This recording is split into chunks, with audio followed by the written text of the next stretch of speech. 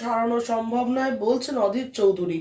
একদিকে নীতিশ কুমারকে আবহাওয়া করতে চাইছে কংগ্রেস, কখনো খার্গেকে প্রধানমন্ত্রী করতে চাইছে মমতা, কিন্তু যা অবস্থা এদের নিজেদের মধ্যে, তাতে বোঝা যাচ্ছে না যে কি হতে চলেছে বাংলা এবং গোটা দেশে ইন্ডিয়া জোটের ভবিষ্যৎ কি হতে চলেছে। গোলমাল হ্যাঁ ভাই, সব গোলমাল হ্যাঁ, পুরো গন্ডগোল। জোটে জট সর্বত্র, মধ্যপ্রদেশে জট, উত্তরপ্রদেশে জট, গুজরাটে জট, হরিয়ানায় জট, দিল্লিতে জট, বাংলায় জট। এ কি জোট হবে? জোট বলে কিছু নেই। এখন থেকে ভালো করে জোট করুন, প্র্যাকটিস করুন, যদি 2029-এর নির্বাচনটা লড়তে পারেন। রাজ্য পুলিশকে দিয়ে ফোন ট্যাপ করানো হয়েছে, মহুয়া মিত্র করিয়েছেন, অভিযোগ করেছেন ওনারই বন্ধু জয় অনন্ত।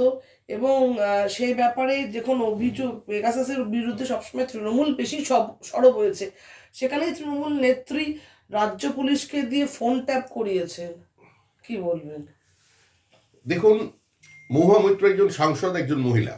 মহুয়া মৈত্রর ব্যক্তিগত জীবন নিয়ে তার কার সঙ্গে পরিচয় আছে সেটা নিয়ে আমাদের কোনো বক্তব্য নেই, কিন্তু এখানে মহুয়া মৈত্রর থেকে বড় দায়ী হচ্ছে রাজ্য সরকারের পুলিশ, যিনি অভিযোগ করছেন যে সমস্ত সংবাদ মাধ্যমের কারণে স্ক্রিনশট মোবাইলের সেগুলো সামনে আসে, যাতে দেখে বোঝা যাচ্ছে সমস্ত কিছুই কেউ না কেউ তাকে সাপ্লাই করেছে।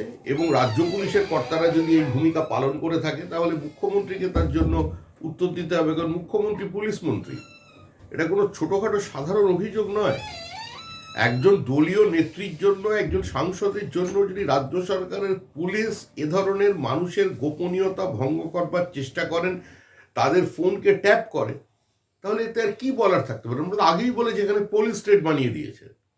দিনের পর দিন এখানে এইভাবে বিরোধী দলের নেতা কর্মীদের ফোন ট্যাপ করা হচ্ছে। এমনকি তৃণমূল কংগ্রেসের নেতারাও ফেস টাইম ছাড়া কারোর সঙ্গে কথা বলছেন না, আমলারা বলছেন না, পুলিশ অফিসাররা বলছেন না।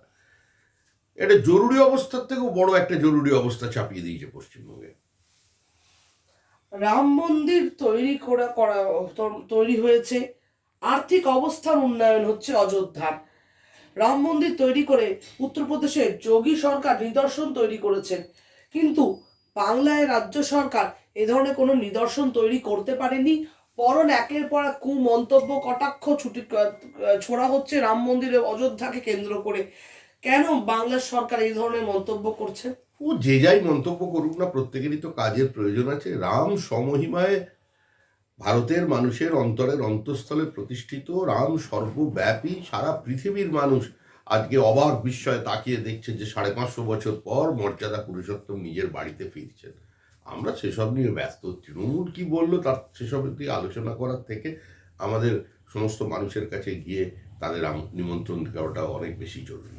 দীর্ঘতম আন্দোলন পৃথিবীর ইতিহাসে এখন অবধি, সে লং মার্চ হোক আর অন্য যে কোনো আন্দোলন হোক, এই দীর্ঘতম আন্দোলন করার পর এই সাকসেস, কি বলবেন? 67টা যুদ্ধ আর 3.5 লক্ষ মানুষের মৃতদেহের উপরে দাঁড়িয়ে রাম মন্দির প্রতিষ্ঠিত হচ্ছে। মানুষ পরাধীনতার ক্ষতচিহ্নকে মুছে দিয়ে নিজের আত্মমর্যাদার প্রতিষ্ঠা পাচ্ছে। যে রামের স্থান প্রত্যেকটি ভারতবাসীর এবং ভারতের বাইরে অন্তরের অন্তঃস্থলে, যে রাম ভারতীয় শাশ্বত জীবনধারাকে প্রভাবিত করে আসছেন প্রত্যক্ষ এবং পরোক্ষভাবে, আজকে সেই আন্দোলন এত দূর পর্যন্ত পৌঁছেছে। একদিন বিরোধীরা আমাদের দিকে তাকিয়ে মজা করে বলতো যে বিজেপি তো বলে মন্দির ওহি বানায়েঙ্গে, কিন্তু সঙ্গে আবার তারা এটা জুড়ে দিচ্ছে যে তারিখ নেই বাতায়েঙ্গে। কিন্তু আজ 22শে জানুয়ারি সেই মন্দির প্রতিষ্ঠা পাচ্ছে। বহু মানুষের আত্মত্যাগ, বহু মানুষের বিশ্বাস, শ্রদ্ধা, তাদের রক্ত ঘামের শেষে আজকে এই আন্দোলন একটা জায়গায় এসে পৌঁছেছে। তো সারা দেশের মানুষ এখন আনন্দে উঠবে। অযোধ্যাবাসী নতুন করে তাদের ছেলেকে খুঁজে পাচ্ছে। এর থেকে আনন্দের মুহূর্ত আর কি হতে পারে? আমরা এই প্রজন্মে জন্মেছি, এই প্রজন্মের আমরা এটা দেখতে পাচ্ছি, এটাই আমাদের সবচেয়ে বড় আনন্দের। এই আন্দোলনের সঙ্গে আমরা ছিলাম স্বল্পক্ষণের জন্য, মানে 550 বছরের মধ্যে আমরা এখানে 1988 থেকে আন্দোলনের সঙ্গে ছিলাম প্রথম দিন থেকে। সেই জন্য আমাদেরও আনন্দ।